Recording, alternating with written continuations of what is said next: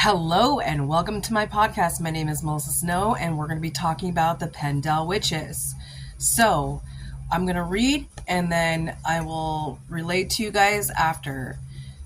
So this says, the trial of the Pendle Witches in 1612 are among the most famous witches' trials in English history and some of the best recorded of the 17th century.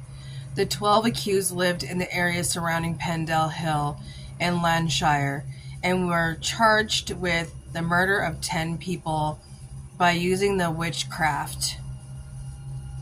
All but 2 were tried in Lancaster. 18th through the 19th, August 16, along with the Sambelbury witches, which I'm probably going to be telling their story here soon, and the others in the series of trials that have become best known as the Lancashire Witch Trials. One was tried at York on 27th of July, 1612, and another died in prison. Of the 11 who were on trial, 9 women and 10 men were found guilty and executed by unaliving when one was found not guilty.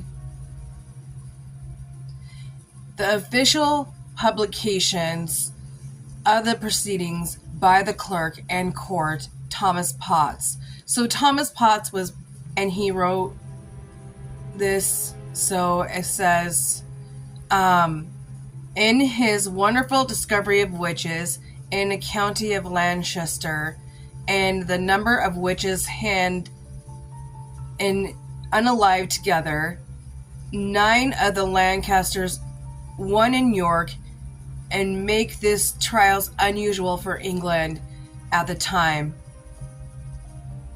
It has been established that all the English witches trials between the early 15th and 18th century results in fewer of 500 executions, and this series of trials accounts for than 2% of the total. 6 of the Pendle witches came from one of the 2 families, each of them at a time, handed by the women in 18th Elizabeth Southerns, her daughter Elizabeth Device, and her grandchild James Alazon Device, Anne Whittle, and Charlotte, her daughter Anne Redfern. The others accused were Jane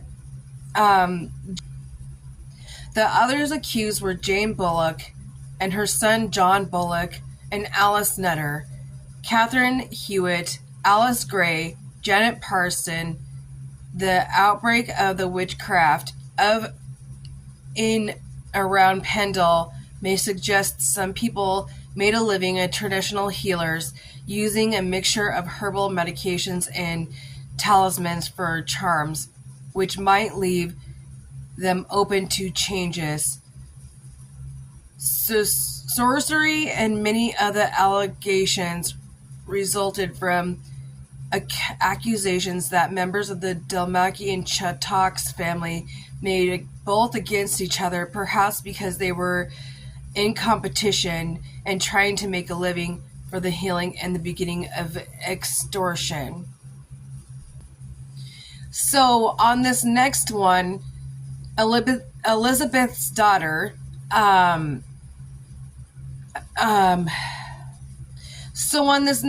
Elizabeth's daughter confessed of being a witch and doing something towards a child and a man on the street, and he was a peddler. And a peddler, yeah, that's the way you say it. And she saw a dog come out of behind where he was, and it spoke in English words, and it gave the guy a heart attack. And he happened to make sure that he made it to the end. He never said anything about her doing what she did, and she just confessed to all the stuff. No wonder why anyone would do that, but she just did, and they were surprised that she did do that. So there was events leading up to this, and there was the trials and the wonderful discovery of witches to the county of Lancaster. And then there's another trial called the Sambelsbury Witches, and there were 3 witches, and they were trialed at the same time as these guys. And I was telling the story, and I was laughing because the girl's name is Grace Sowerbutts, and so I was trying not to laugh at her name. So Grace, she accused all 3 of these women, and their names are Janet Byerly and Ellen Byerly and Jane Southworth. Their trial at Lancaster in England on 19th of August 1612 was in one series of witch trials. So they combined all the witch trials together in August of 1612. They went on for 2 days, and they're the most infamous in English history, and they were the most unusual in England because they never really did that over there, and Thomas Potts was part of it. He was the clerk to court, that's what it says, and the wonderful discovery of witches in the county of Lancaster. And the number of accused of found guilty unaliving was unusually high. 10 to Lancaster, another in York, 3 in Sambelsbury women were acquitted. And then it says the charges against the women included child murder and cannibalism, in contrast to the other tried at the same time as the other witches. The Pendle witches were accused of maleficum. I'm not sure how to say that word because it is an English word, and I don't know how it says. Is it causing harm by witchcraft? The case against the 3 women collapsed spectacularly when the chief witness, Grace Sowerbutts, was exposed by the trial judge and the purging tool of the Catholic priest. I'm sorry, but her name is really funny. Many historians, notably Hugh Trevor Rope, have suggested that the witch trials in the 16th and 17th century were consequences of religious struggles in the period, with both Catholic Protest churches and determined by stamp out of the regarding hearsay. The trial of the Sambelsbury witches is perhaps one of the examples of the trend, and described as largely a piece of the anti-Catholic propaganda, and even as a trial to demonstrate the Lancaster, considered at the time by wild and lawless region, and begun purged only if witches, but as a polished plotters. It tells the background, the investigation, the trials, the witchcraft. In the book, the modern interpretation, the aftermath, references, extra link, and it says the aftermath of Beaumelle achieved his desired promotion to the Midlands circuit. In 1616, Potts was given the keepership of the Skelam Park by King James in 1615 to breed the trial's king hounds. In 1618, he was given responsibility for collecting the fortunates of law, concerning sewers in 21 years. Jane Southernworth's elderly son Thomas eventually inherited his grandmother's estate in Salisbury Hall. So her grandson got that. They're talking about the Pendle witches, the Padham witches, the wonderful discovery of witches in the county of Lancaster. So these were connected to the Salem witch trials. And so this guy just went around, Thomas Potts, and trialed all these witches and accused them of witchcraft when mostly it was not them. It was just other people accusing them as witches. And the girl, the 16-year-old girl, was lying, and she told them that she was lying after they were executed. And for the other witches, not these ones, but the Pendle witches, they had a feud. There was a feud going on around in their family, and one side wanted the medicinal uses of the witchcraft, like the plants and all that kind of stuff, and were getting money for it. The other side was just doing it just for a purpose to heal others and help them. So they decided to call each other witches, and then this whole thing went on. And if you guys hear my cat in the background, please forgive me. He has been screaming his head off. And I have another story to tell you guys. So yesterday I went to the antique shop on Market, and I actually caught the owner, and we're going to be talking next week, and hopefully we can do an overnight and get an interview from her, and then we're going to go live. And there's another place that I'm not going to say what we're doing next because I was told not to say anything until we actually did it. And we're going to do an investigation, and it's going to be an overnight, and this one is legit. And we got all our KT meters, our dowsing rods, our recorders, our flashlights, our heat signature thermals, whatever you want to call them. We got our video cameras out, and we're ready to roll. So we're going to be investigating somewhere soon, and hopefully we're going to be investigating at this antique shop. I talked to her outside.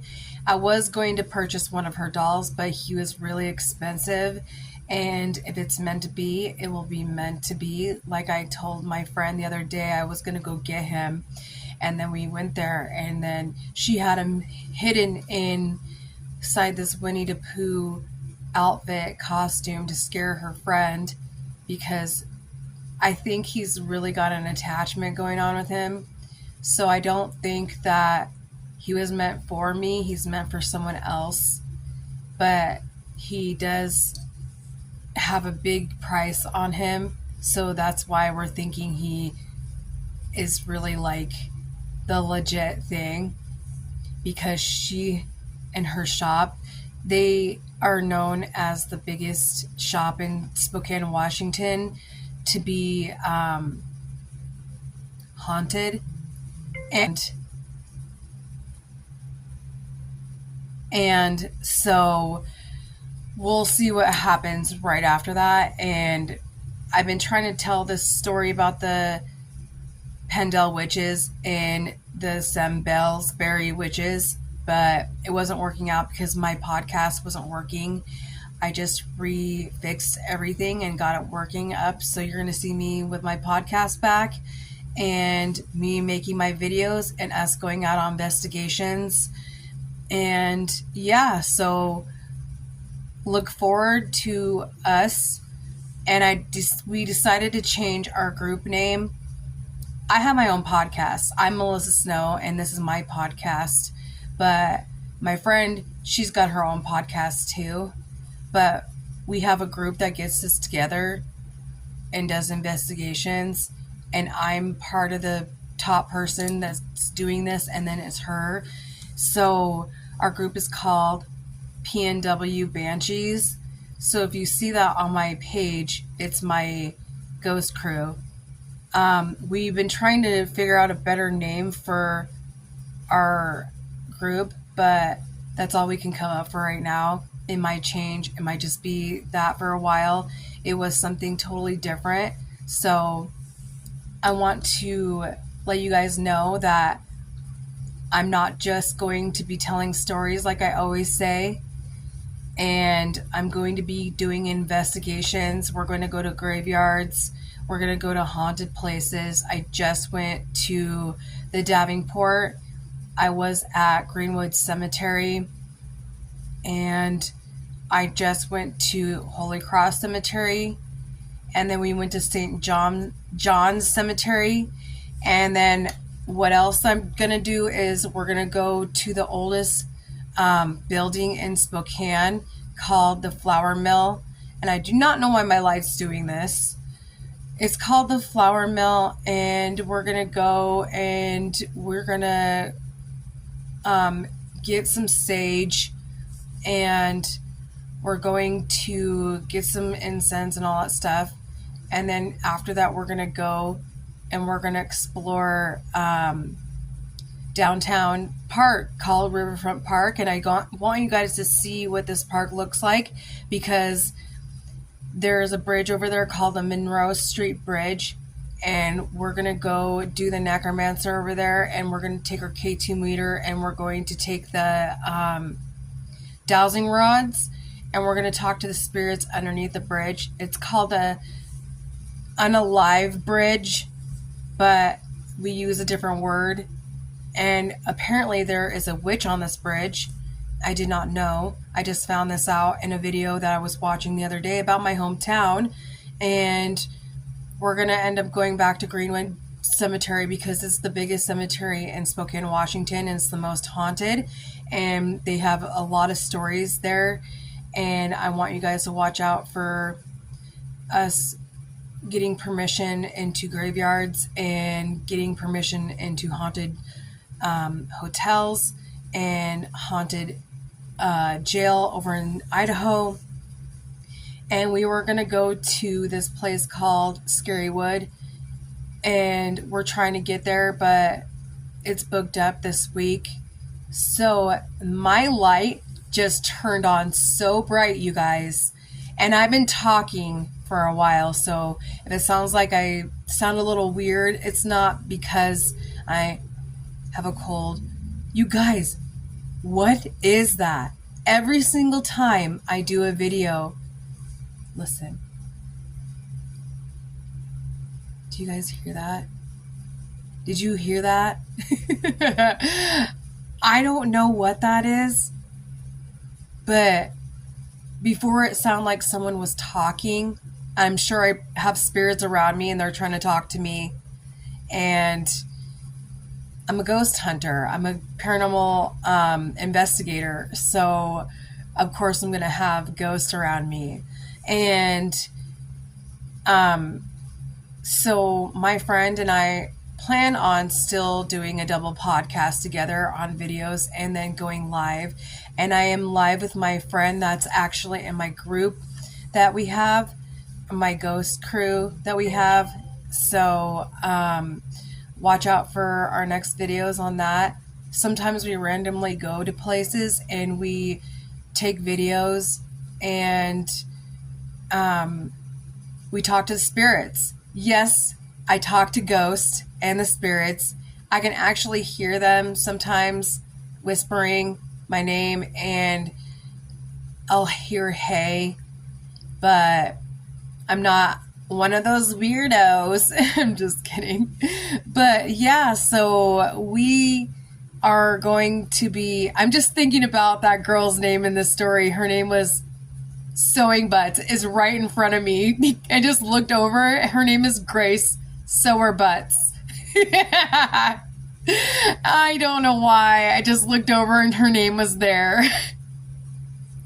I think I had to redo this video over and over again because of her name and because I was laughing, and I was trying not to, but sometimes these stories make me laugh, and then I try to be serious about it. So I have a lot of bloopers to show you guys one of these days.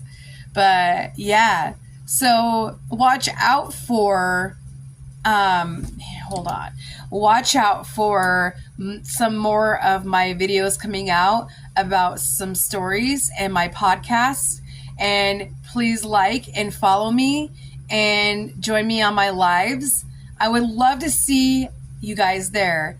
I have people from other people's lives coming in and seeing me now, and I love it, and it makes me so happy. So we're a bunch of group of us are talking to each other in there after they are done going live. So that's exciting to me, and I hope to join you guys in your lives, and I hope you guys join me in my lives, and I hope to see you soon.